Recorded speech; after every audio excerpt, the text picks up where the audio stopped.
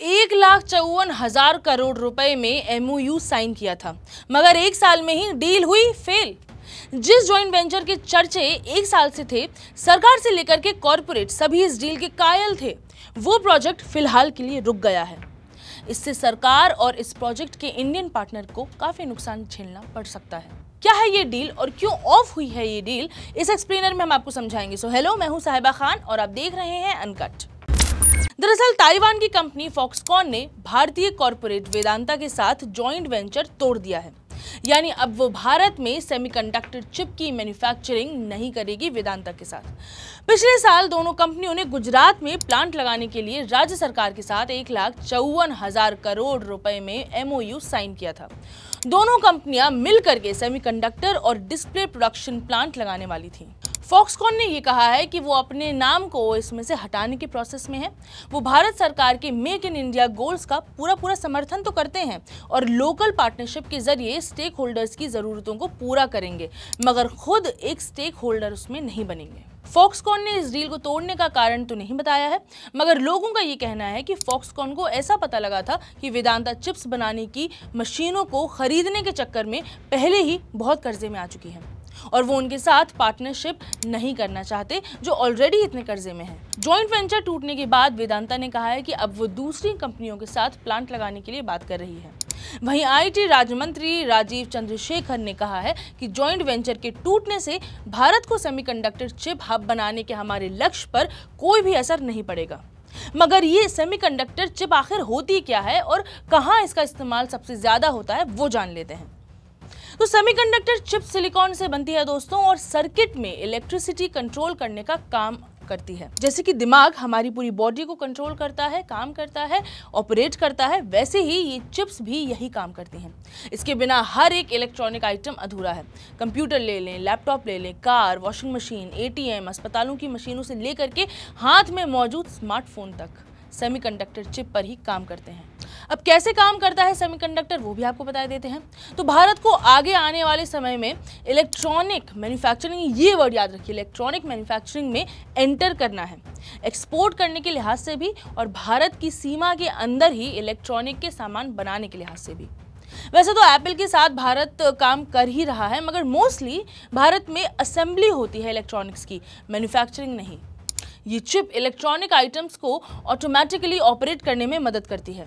उदाहरण एग्जाम्पल के लिए, स्मार्ट वॉशिंग मशीन में कपड़े पूरी तरीके से धुलने के बाद ऑटोमेटिक मशीन बंद हो जाती है। इसी तरह कार में जब आप सीट बेल्ट लगाना भूल जाते हैं तो कार आपको अलर्ट देती है। ये सेमीकंडक्टर की ही मदद से होता है। बताती चलूं कि प्रधानमंत्री नरेंद्र मोदी की भी ये प्रायोरिटी लिस्ट में है कि भारत को इलेक्ट्रॉनिक मैन्युफैक्चरिंग में आगे बढ़ाना है और उसके लिए हमें इसकी ज़रूरत है। उन्हें ग्लोबल कंपनियों को भारत बुलाना है इलेक्ट्रॉनिक मैन्युफैक्चरिंग के लिए। इस प्लांट से 1 लाख लोगों को मिलेगा रोजगार। अहमदाबाद में 1000 एकड़ जमीन पर यह प्लांट लगाया जाना है। फिलहाल फॉक्सकॉन ने हाथ खींच लिए हैं, मगर बाकी और डोमेस्टिक प्लेयर्स भी हैं। इस प्रोजेक्ट से लगभग 1 लाख लोगों को रोजगार मिलने की संभावना है। Propose semiconductor manufacturing fabrication unit में एफएबी में 28 nm टेक्नोलॉजी नोड्स पर काम होगा। वहीं display manufacturing unit small, medium और लार्ज एप्लीकेशंस के लिए जनरेशन 8 डिस्प्ले बनाएगी। जॉइंट वेंचर में वेदांता की 60% की हिस्सेदारी थी। पिछले साल फरवरी में वेदांता ने फॉक्सकॉन के साथ जॉइंट वेंचर के लिए हाथ मिलाया था और भारत सरकार की सेमीकंडक्टर मैन्युफैक्चरिंग स्कीम के लिए अप्लाई भी किया था। अब इस वेंचर में वेदांता की 60% और फॉक्सकॉन की 40% हिस्सेदारी थी। दोनों ही कंपनियां मिलकर के अगले 2 साल में सेमीकंडक्टर मैन्युफैक्चरिंग प्लांट सेटअप करना चाहती थी। जुलाई में की थी सेमीकंडक्टर पॉलिसी अनाउंस। जुलाई 2022 में गुजरात सरकार ने सेमीकंडक्टर पॉलिसी 2022 से 27 की अनाउंसमेंट की थी, जिसके तहत सरकार ने राज्य में सेमीकंडक्टर या डिस्प्ले फैब्रिकेशन मैन्युफैक्चरिंग में इन्वेस्ट करने के इच्छुक लोगों के लिए बिजली, पानी और भूमि शुल्क पर भारी सब्सिडी देने का प्रस्ताव रखा था।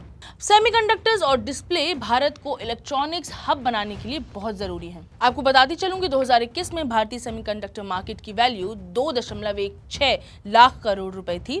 अब 2026 में इसे 5.09 लाख करोड़ रुपए तक पहुंचने के लिए लगभग 19% की कंपाउंड एनुअल ग्रोथ रेट यानी कि CAGR से बढ़ने की उम्मीद है। फिलहाल सभी बड़े देश चाह रहे हैं कि इलेक्ट्रॉनिक मैन्युफैक्चरिंग और ये जो सेमीकंडक्टर चिप्स का ये जो बिजनेस है वो उन्हीं क्या हो, अंदर हो।